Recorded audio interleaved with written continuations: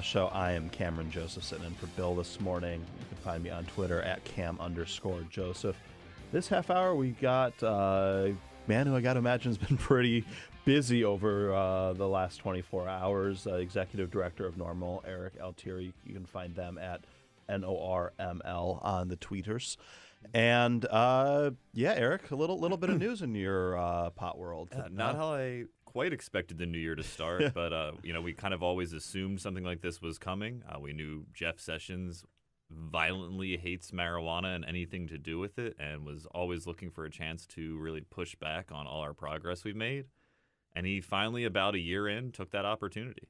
Yeah, and so let's walk through exactly what he did yesterday. He didn't say you can't, like all pot is illegal and we're going to dismantle every system. He said the state attorneys in these states, he basically let them go after this as they see fit. And what that leads to is this total patchwork of confusion where now the state attorneys can do whatever they want, and it's a mystery what they will be doing state by state, jurisdiction by jurisdiction. And in all of these states with, fully functional medical marijuana programs, they can be gone after. Not to mention the 8 states that it is totally legal for recreational use, where states are raising millions and billions of dollars for their state budgets. California had a real fun 3 days there between the new year when this became officially legal in the state for recreational sales and his decision yesterday. I mean, what does this do to these state governments? Setting aside obviously all the civil liberties and policing issues, just in terms of the money. Well, it really kind of hit the nail on the head. It was already confusing and chaotic, and now it's just absolutely made a total hash whole new level. The tension between state and federal law was always a problem, but under Obama, we did have what he rescinded the Cole memo, which laid out, fairly simple guidelines saying to U.S. attorneys, if they're not selling to children, if, they're not getting involved with criminal cartels, then pretty much leave them alone. That's out the window, and these U.S. attorneys were let off the leash to really do as they see fit. And what that looks like in practice is something we're all going to have to watch and see in the coming days. Yeah. It's important to note that Jeff Sessions himself pretty much just appointed the entire new slate of U.S. attorneys that are taking their jobs as of this week, actually. And because there was a wholesale firing by Trump, mostly to get rid of Preet Bharara, it seems, in New York. So, and you have to imagine marijuana came up in that job interview. Yeah, so, right? So kind of an area of interest for the guy. It's going to be really fascinating to see how this plays out. Fascinating, horrifying. It's because we talked a couple of weeks ago, Erik, at some of our Christmas week programming that you can still see on YouTube at youtube.com/The Bill Price Show. But there was sort of a sense that maybe the people who believe in the rights of marijuana smokers and people who believe that we have been going in the right direction for so long, maybe we dodged a bullet. Maybe because the Trump administration didn't make it such a priority in their first year, that maybe things were just going to keep continuing on this path of things getting better, and clearly not. Yeah, well, maybe I'm just the eternal pessimist. I always expected something to happen. Yeah. I knew that time didn't necessarily mean we were off the hook just yet. He had to get to sanctuary cities and everybody else first. He has a list of priorities. Yeah. So when he finally came around to us, I kind of knew it was going to happen. And now we're in this new world. But what it could do, and it may do, is really catalyze Congress into doing something. We've seen immense backlash to this decision already from members of Congress and from people that you wouldn't necessarily associate with being super strong on the issue. Yeah. You had Senator Gardner out of Colorado, a Republican, say that he would hold up all DOJ nominations that have to go through his committee until this gets resolved, because Sessions promised him prior to his nomination that he wasn't going to go after Colorado marijuana. That, I think, was so telling. Yeah. That Sessions told Cory Gardner that he wasn't going to go after it, and Cory Gardner made the point yesterday. He said, when I talked to Sessions, I asked specifically about this, and he lied to me. I do not recall. So you've got a fairly conservative Republican senator from Colorado that has seen the impact that legalized marijuana has had on Colorado over the years, which has been a resounding success. He looks like he's willing to go to the mat to preserve this. Well, more importantly, he's representing his constituency at this point. The law in Colorado is more popular with state voters now than it was when it was passed. So as we legalize more states, you're building in, even if these people would never support us by their natural inclinations, you're building in a reason for them to. Yeah. So you've seen people like Elizabeth Warren, who used to be kind of wishy-washy on this issue, since Massachusetts legalized, is now a pretty vocal advocate. Yeah. Well, I'm curious, and I will be really curious to see how the Democrats respond to this and handle this. But Democrats, I think, as a party, should just plant their flag and say full decriminalization, legalize it, sell it, make money off of it. Yeah, and it's been really interesting. I was up on the Senate yesterday after this came out, and there was a big split in the Democrats who want to talk about this. There are some Democrats who, right, but I was noticing the older generation Democrats who aren't running for things still kind of have an older view of this, and may have states' rights maybe kind of mealy mouthed about Sure. it, not interested in jumping on it politically. All of the possible presidential candidates. That I talked to, Bernie Sanders came out firing hard on this, saying, that this is ridiculous. So we have an opioid crisis. Why are we wasting time and resources on this? This is insane. Kirsten Gillibrand, part of. Yeah, well, I talked to Kamala Harris yesterday, who is former Attorney General of her state, and she was super feisty about this. And I can pull up the quote in a second, but. Which is funny because she was actually terrible upon this. Yeah, she was Attorney General. She has moved on this, but she's got her eye on where her state is, and this passed. The referendum passed by double digits 3 months ago. The same time she was winning.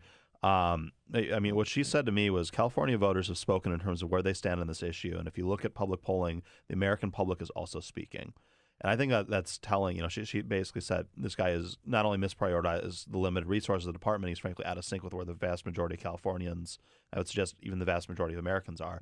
And she's right. And even if you were just a finger in the wind politician looking at this, Gallup polled on this particular issue, 64% of Americans support. 51% of Republicans, yeah, too. A bare majority of Republicans in that poll, and I've seen other polls that are a little lower than that, support legalized marijuana.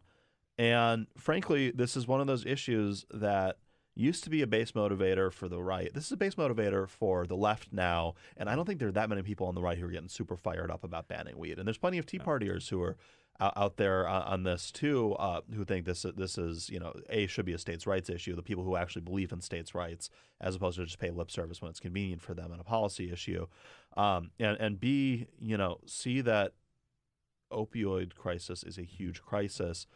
Marijuana isn't causing massive problems in the same way, and the limited federal resources should be spent on things that are actually killing people and destroying communities. Well, and a couple things at that point. Even higher is that it's about 75% of the public, regardless of their support for legalization, are against federal intervention. Yeah. They believe it's a states issue. States should be able to set their own policies. Right. And that seems like the smartest frame for a Democrat who's, trying to navigate the primary.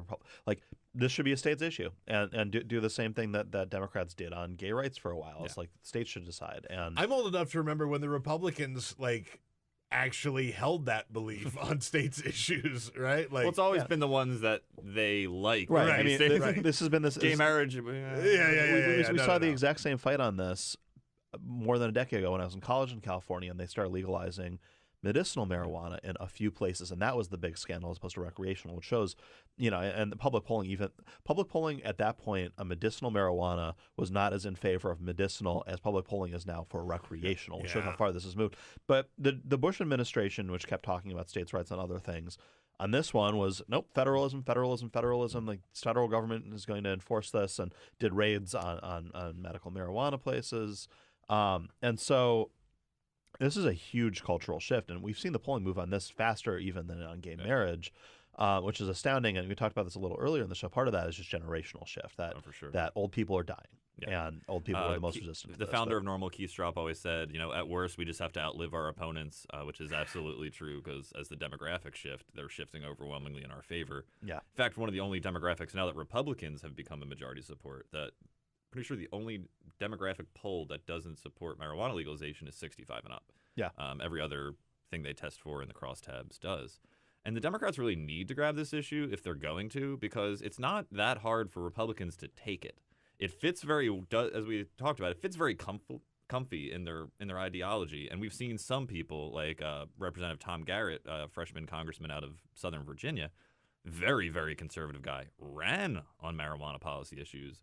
One of the first bills he introduced was one of the widest ranging marijuana descheduling bills in Congress.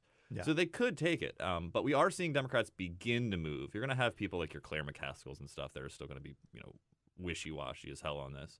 But Pelosi's statement was strong.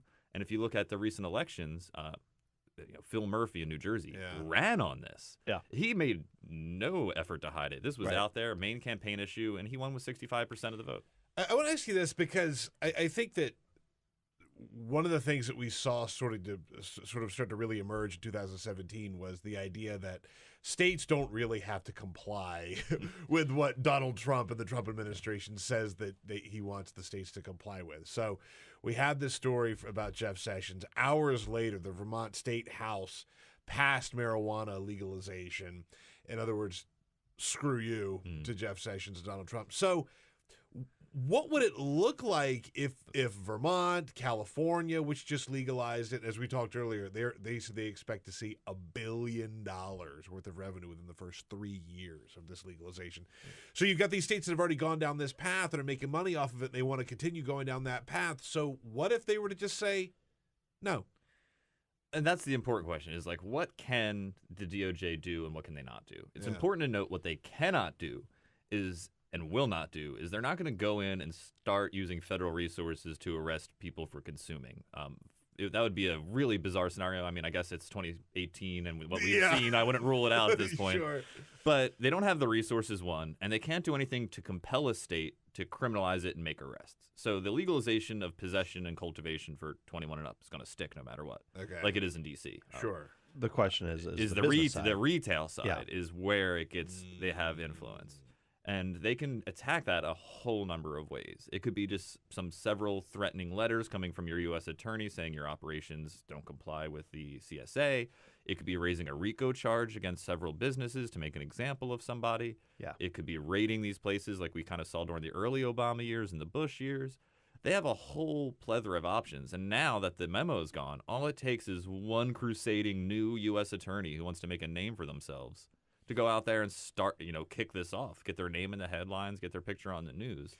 Yeah, I hadn't really thought about that. So, because we had talked to you before, and also Keith from NORML, about in this new era of pot commerce, you have all this money, but you don't necessarily know where to put it because it was made by selling marijuana. Right. And that I hadn't really thought about. That was a huge problem, and it was leading to risk of crime in Colorado because these places couldn't just go to a bank, and they had huge cash deposits, and so they were targets. Present tense, that's still happening. Yeah. They're still not allowed to use banks, and it becomes even more of a absolutely ridiculous thing when you look at the tax side of it.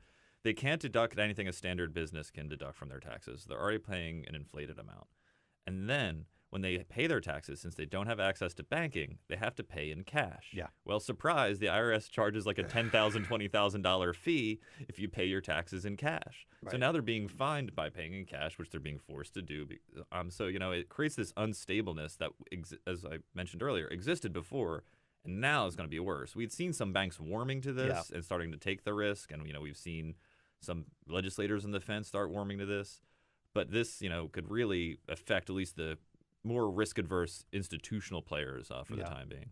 And I think that's not, I think we're probably talking about when, not if, we have a regime where legal pot can exist in a stable way, but this just kicked it a lot further down the line. Yeah. And just causes a ton of instability right now. And there's, look, there's already been instability. This was not a system that was working perfectly. But this move was towards more chaos and less predictability. And I mean, and it's a reprioritization of pot being an important thing. They're going to spend a bunch of time and resources and I'm not on. sure who this is for. Like, who is this appealing to? As we established with the poll numbers, the public's overwhelmingly in support. At worst, most of them, don't really care. What business interest really is pulling their ear? Is it really just Jeff Sessions and his warped desire to take us back to the just say no I think reefer madness he's era? a strong ideologue on this and has been from the start. And I think often in politics, things are driven by politics. I think sometimes in policy, things are driven by people's strongly held convictions, whether right or wrong. And I think he's taken a stand on this for better or for worse. And, I don't see how this is going to function particularly well. No, I mean, it's interesting how, legalization is supported by a lot of Trump voters. And in fact, when I was interfacing with them during the election, they were all convinced he was pro-legalization. He was. Maybe not pro-legalization, but pro-states' rights on this. We played that clip earlier, yeah. It's up to the states, was his verbatim quote that we played earlier. So, and medical, of course, right? Medical's fine. Like you said, all that stuff. And beyond that, people are like, he'll never do anything against it. Even when he appointed Sessions, they said, no, Trump's a businessman. He's going to shut Sessions down. And I was like, all right, we'll see. Yeah. And, sure enough, here we are. So there's going to be a lot of angry people in his base about this. It really They love marijuana, too. Yeah, of course. It really was bittersweet to see some of the headlines from during the campaign of, well, Trump is going to be the better candidate on pot issues than Hillary Clinton. Which was always a ridiculous thing to say. Which was always nuts. Right, yeah, exactly. But, at the same time, Hillary Clinton came out in support of medical marijuana. Yeah, she wasn't great at all. Which, as we talked about, that is the lowest hurdle. That is a very low hurdle to get over. Oh, no, she was, her position on marijuana was brave if this was 96. Sure. It wasn't progressive at all, particularly when you had, Bernie Sanders coming out for full descheduling, full legalization, rather full-throatedly. Yeah. She was like, oh, well, maybe move it to Schedule 2, and, medical's cool, and maybe we do some more research. She can inhale poll numbers. Yeah. But, more importantly, because despite it not being, technically a partisan issue at the voter level, it still very much is at the legislative level. Mm-hmm. So if we were sitting in a place where we did have a Democratic president, of a generic Democratic president, generic Democratic Senate, generic Democratic House, this is something that would easily pass. Because whether or not they'll co-sponsor, if it was put out for if they put it out for a floor vote, Democrats would majority of them would vote for it. Yeah, even if they don't advocate for it, they have no problem saying yes if it were to come to them. Yeah, or at least codify that it's a states' rights issue. Yeah.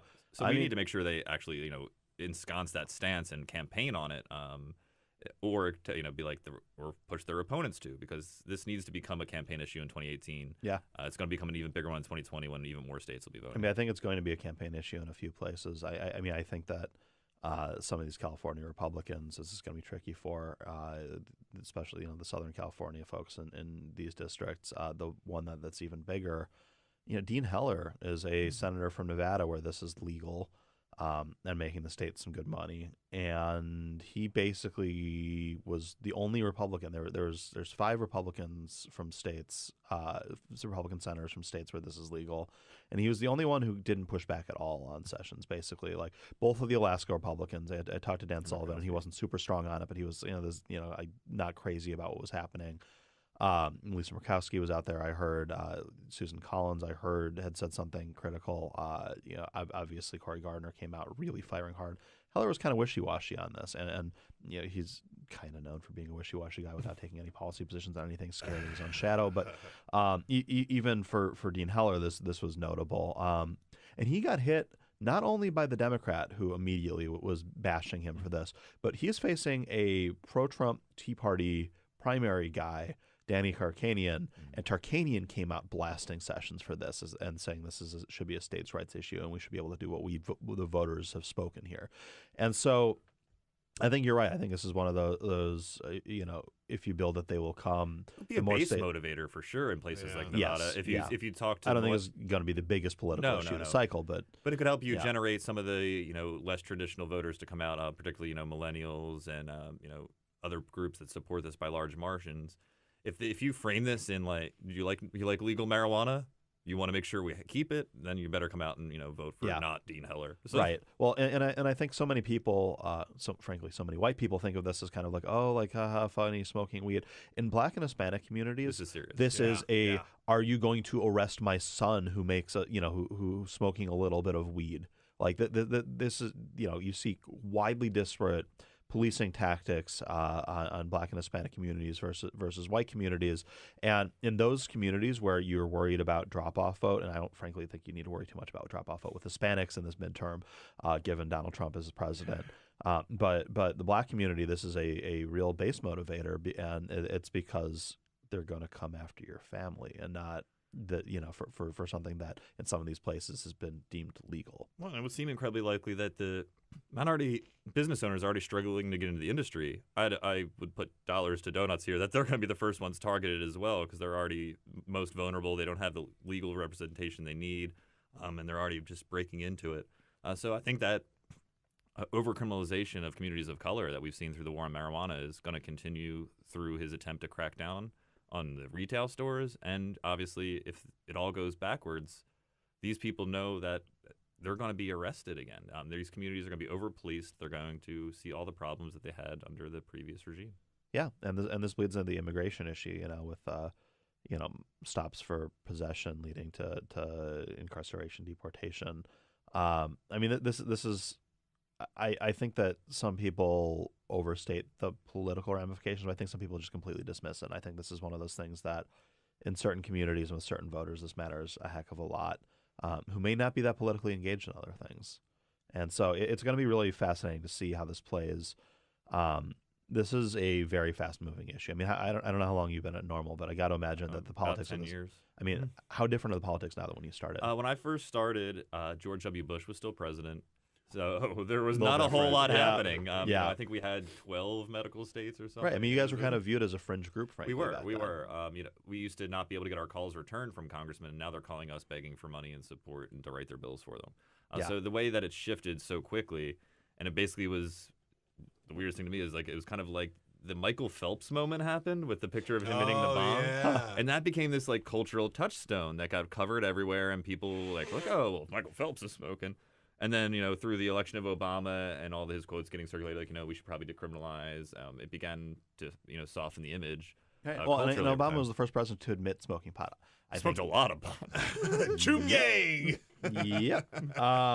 And it wasn't an issue. I mean, frankly, even him doing coke wasn't that big of an issue politically. Yeah, they tried, and it just fell flat. So they moved on. You never Yeah. really heard much of it again, other than, you'll get your Alex Joneses making something out of it. But Yeah, like that. Yeah.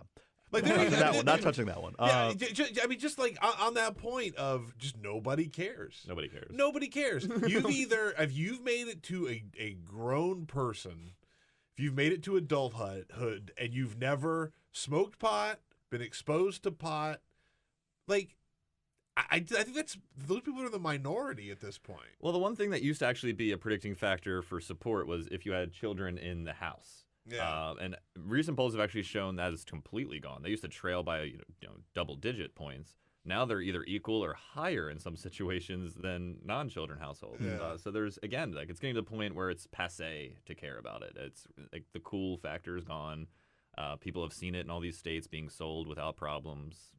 They're ready for this whole drug war to be over with and just move on. And I mean, Colorado is interesting. I mean, it's definitely a Democratic-leaning state at this point, but I mean, Republican leaders in the state, and not just Cory Gardner, but Mike Coffman is a congressman in a very tough re-election race who came out very hard against this yesterday. Smart move.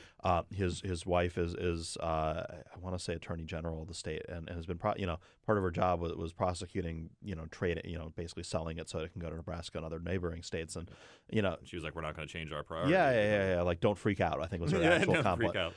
The Colorado Senate Dems, however, said, and I pretty much quote verbatim, Everybody panic and freak out. No, you can have our marijuana when you pry it from our warm, interesting to look at hands. So, I mean, we could live without the stereotyping, but I did get a chuckle out of it. That is. But at least, they're trying to be culturally relevant. It is funny. Yeah, so I mean, I think it's going to be an interesting thing to see how this develops over the next years, but especially over the next couple weeks and months. Fingers crossed. Thanks for coming on. Good stuff, guys.